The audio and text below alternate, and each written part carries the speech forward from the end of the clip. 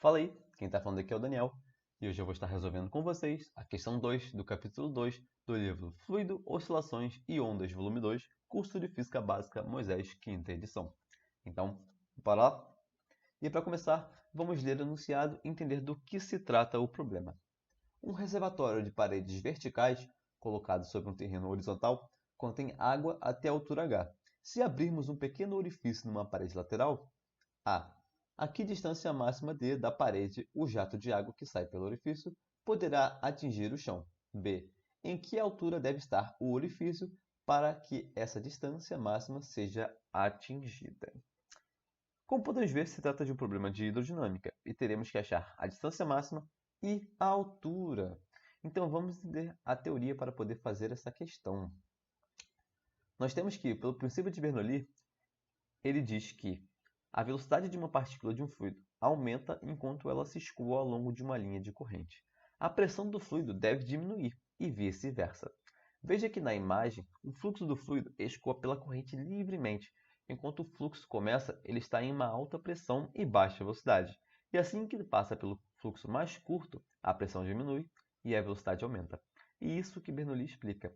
Podemos entender de forma mais física com a equação que se dá por altura final mais velocidade final ao quadrado sobre 2g, mais a pressão final sobre a densidade vezes g, igual à altura inicial mais velocidade inicial ao quadrado sobre 2g, mais a pressão inicial sobre densidade vezes g, sendo essa densidade do fluido que estará o seu sistema.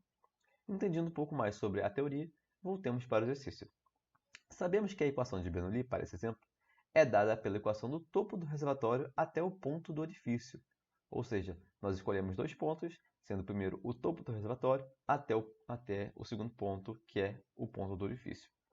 Sendo o lado esquerdo a pressão atmosférica sobre a densidade vezes g mais a velocidade do topo do reservatório sobre 2 vezes g mais a altura h, igual a velocidade da saída do jato sobre 2 vezes g mais a pressão de saída do orifício sobre densidade vezes g mais a altura do orifício, que é dada por h menos e. Tendo também duas considerações relevantes para o exercício, sendo elas que P0 é igual a P, ou seja, a pressão de saída do orifício é igual à pressão do topo, ou seja, as duas pressões são igual à pressão atmosférica. E a velocidade do topo é bem baixa se comparada com a velocidade de saída. Então vamos considerar que essa velocidade do topo é igual a zero.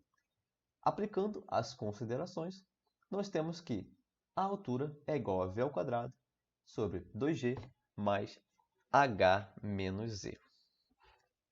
E agora, isolando o termo z, nós temos que v ao quadrado sobre 2g é igual a z. E isolando o v, nós encontramos que a velocidade é igual a raiz de 2gz, ou seja, em queda livre, velocidade de queda livre. Sabemos também que a distância de um movimento linear é a velocidade vezes o tempo.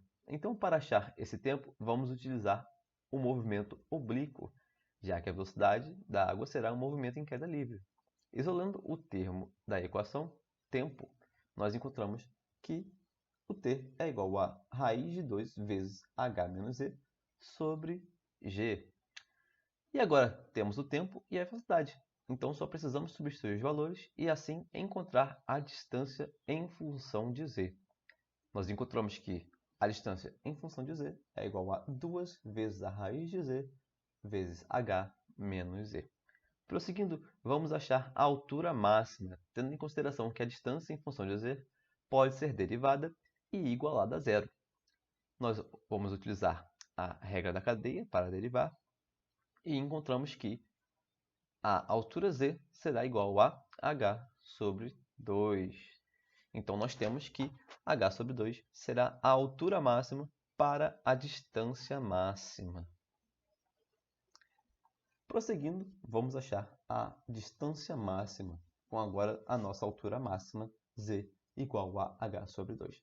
Substituindo a altura z na equação da distância em função de z, nós encontramos que a distância máxima é igual à própria altura.